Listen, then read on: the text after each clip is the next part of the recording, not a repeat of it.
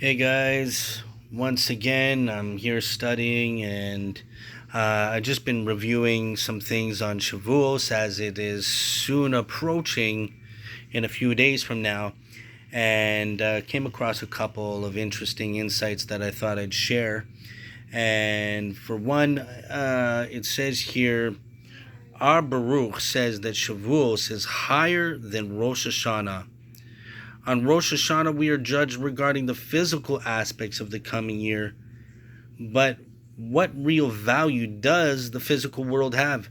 Whether one receives a little more or a little less, Shavuos, however, is the day of judgment for the spiritual aspects, for man's spirituality for the entire year is established on Shavuos.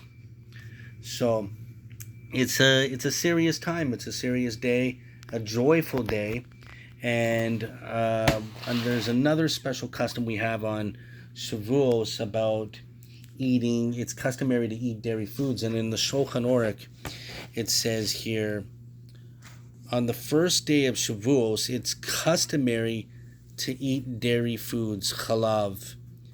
And there are several reasons for this custom. In addition, it says, Varemez, there's an allusion found in Bamidbar chapter 28, verse 26. So in chapter 28, verse 26, we actually have here, it says, Uvayom habichurim, on the day of the first fruits, Beshavosechem, Michra Chodesh Yelachem, Ko maleches avodah lo ta'asu.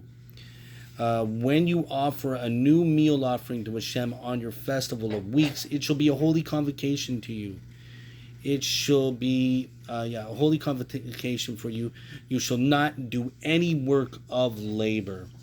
And the Shulchan Aruch goes on to say that the first letters of these words, so in when it says, I have it highlighted here, Mincha Chadashah Hashem Beshavosechem,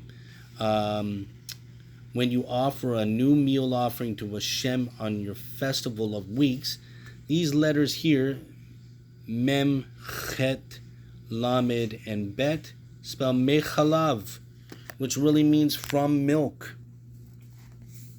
From milk, Mechalav. And one should also eat foods prepared with honey on Shavuos. For the Torah is compared to milk and honey, as the verse states in Shir HaShirim, Song of Songs, honey and milk are under your tongue. And so that's pretty interesting. That's where we get the custom to have dairy on Shavuos. And Shavuos, what is Shavuos? This is the Matan Torah, the giving of the Torah, where it's like we're receiving the Torah all over again. And another bit from the sages, they say that on Shavuos, we must stop and contemplate the past so that we can be renewed in the future as if we are a newborn. The link between the past, present, and future has the power to bring renewal, as expressed in the mitzvah of the two loaves brought on Shavuos. And just as there are bikurim, first fruits, which is actually on Shavuos, for the individual, which has the power to bring renewal to man. Likewise, the two loaves brought renewal to the public.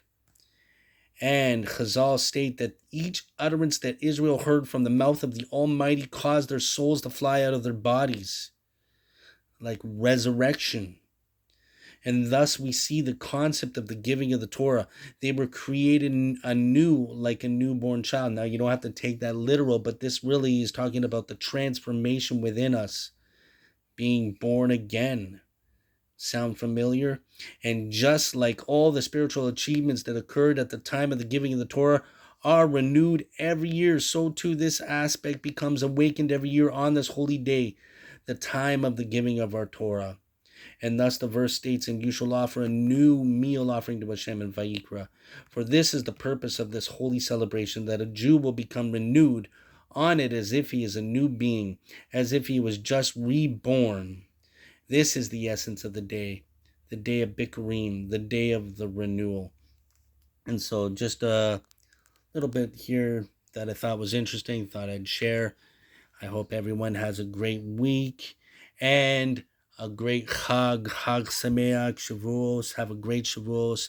And I pray that we all can just study more Torah, work on our character traits, continue to ascend, and be elevated from the power of Torah. It's as if we're getting the Torah all over again. And today is the day of salvation. So may you all be blessed.